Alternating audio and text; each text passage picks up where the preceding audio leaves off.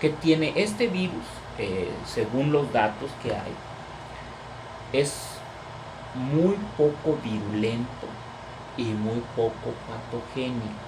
¿Qué quiere decir eso? Virulento es su capacidad para diseminarse, ¿no? Para contagiar. Y de acuerdo a los datos que ya se hacen varios análisis, de acuerdo a los datos que se tiene, una persona que es infectada con este coronavirus tiene la posibilidad de infectar a dos. Ha permitido también hasta cierto punto el control. Es poco patogénico porque aunque te infecte, es poco probable que mueras. ¿Quiénes son o quiénes están en riesgo? Las personas arriba de 50 años, según aparecen las estadísticas, las personas mayores de 50 años y sobre todo aquellas que tengan alguna comorbilidad, o sea, que tengan diabetes, hipertensión, problemas del corazón, fumadores, ¿sí? con daño crónico, EPOC. Esas son las personas que tienen mayor riesgo al contraer cualquier enfermedad respiratoria. No solamente esta, cualquiera. ¿Sí? Lo que tenemos nosotros que utilizar, ¿sí? Nuestro conocimiento, nuestro sentido común, lavarnos las manos. Si sabemos que hay alguien que tenga algún cuadro respiratorio, evitar tener contacto con la persona directamente. Aquellas personas que hayan viajado, que se sientan mal, que tengan algún malestar general, fiebre, un cuadro ya respiratorio franco, ¿sí?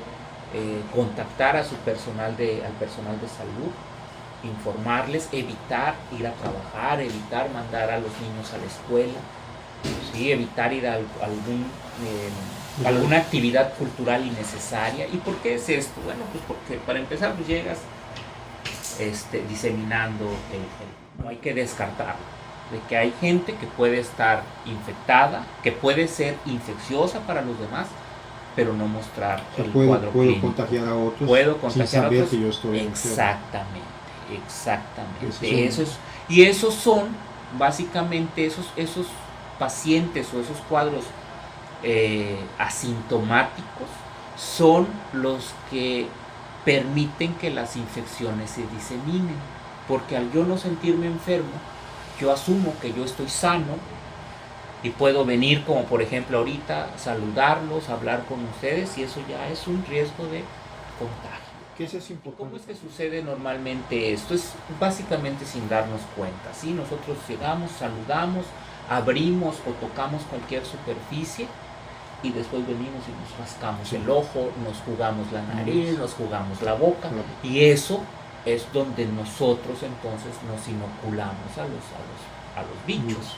Nosotros mismos somos los que podemos inocularnos. ¿Cómo es? Pues donde hay que tener cuidado al tocar superficies.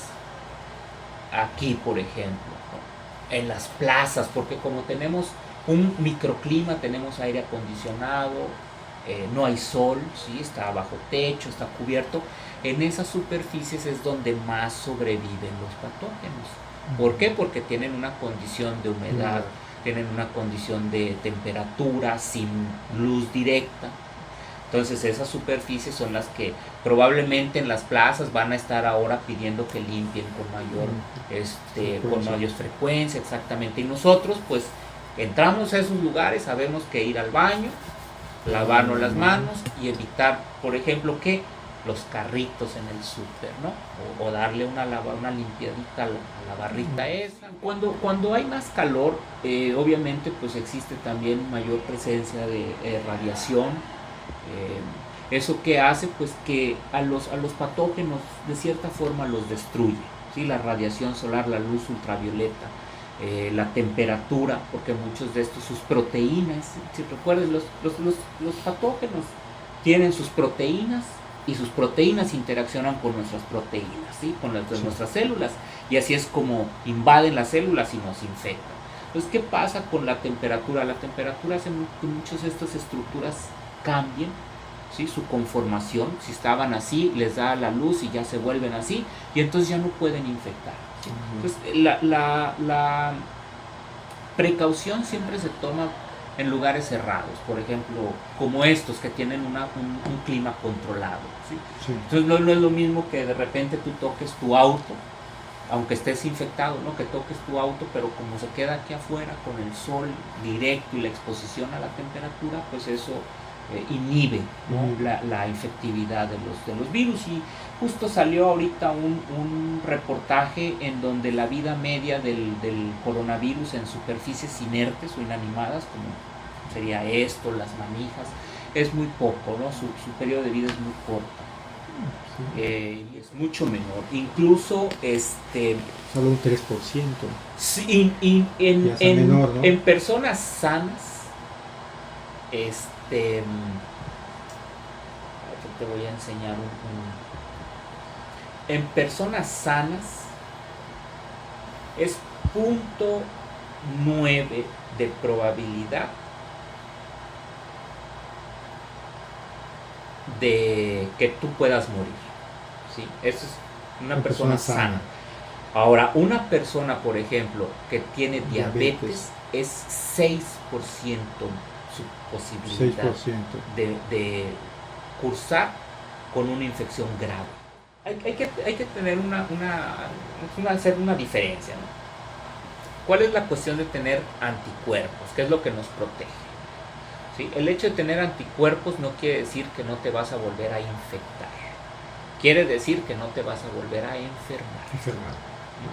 Okay. Entonces, es diferente, sí, pero ya tú estás protegido. ¿Sí? Ya una vez que tu sistema inmune genera tus mecanismos de defensa, tu protección, ya estás, ya pasaste por esta, ¿no? De acuerdo. Vendrán otros, pero al menos ya la brincas. Seguirán ahí. Las precauciones. Sí, y que lo primero pues es informarse, claro, no empezar a hacer compras de pánico, ¿sí? de cubrebocas y desinfectantes, todo esto. No, el agua y jabón, ¿sí? Perfectamente puede destruir la capa externa del virus y pues con eso ya se rompe la cadena de infección, ¿no? La infectividad del virus. Estar informados, porque eso es la mejor vacuna. Olvidemos también lo de las mascaritas, ¿sí? No, al final las mascaritas se vuelven un factor de la propia contaminación porque tú la estás moviendo, la estás agarrando, ¿sí? El uso de la mascarilla tiene un fin y para usar una mascarilla se lleva un entrenamiento que es particularmente del personal de salud,